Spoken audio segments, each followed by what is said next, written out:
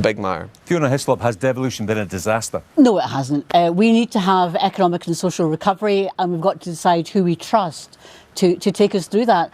And the problem with those comments from Boris Johnson is that, you know, he's not trusting the people of Scotland because well, not devolution. Just him. Annie Wells says you haven't delivered. That's the core of this problem. He does not like the powers that exist in Scotland, which is why the UK government currently is taking powers away from Scotland as part of their internal markets bill. So it's not just what he says, it's what he does as well.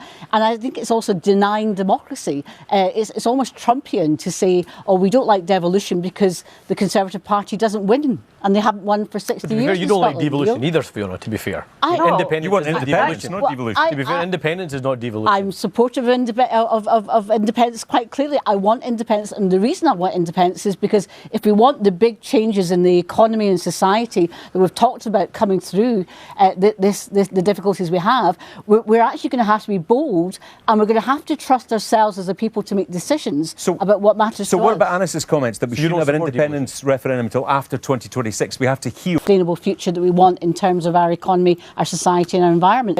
That sustainable future that we want in terms of our economy, our society and our environment. And therefore, for the type of country that we need, we're going to have the powers. I don't want to be fighting the situation where I am just now, where I can't plan economic response because I've got to wait to find out what the You'd want to see that happening towards next year, moving towards it next year, of course. We will publish the referendum legislation. It will give an opportunity for the timescale.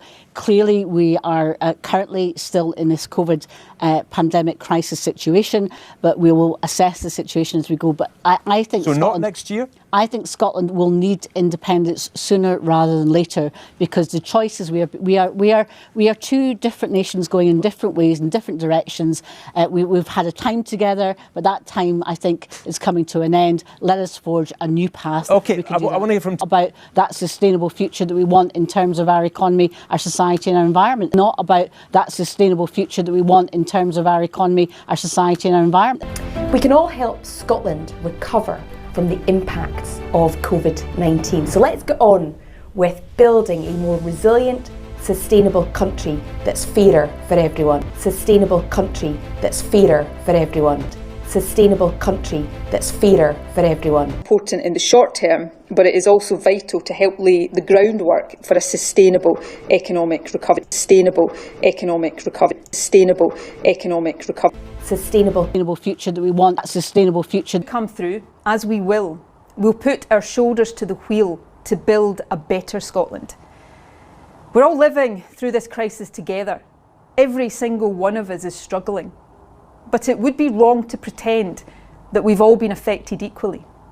Many will be desperate to get back to the way things were because life was good.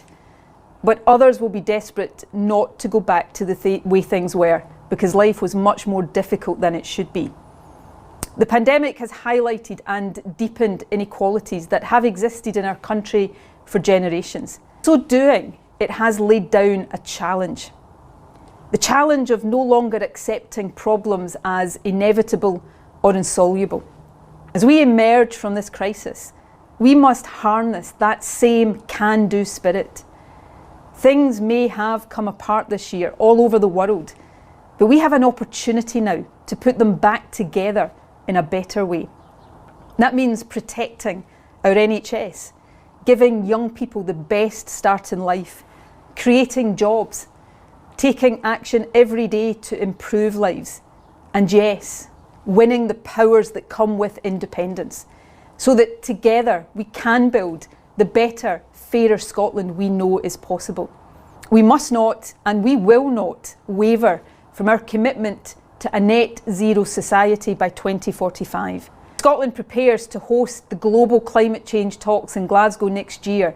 It is good to know that sitting around the table will be a new US administration that shares that commitment.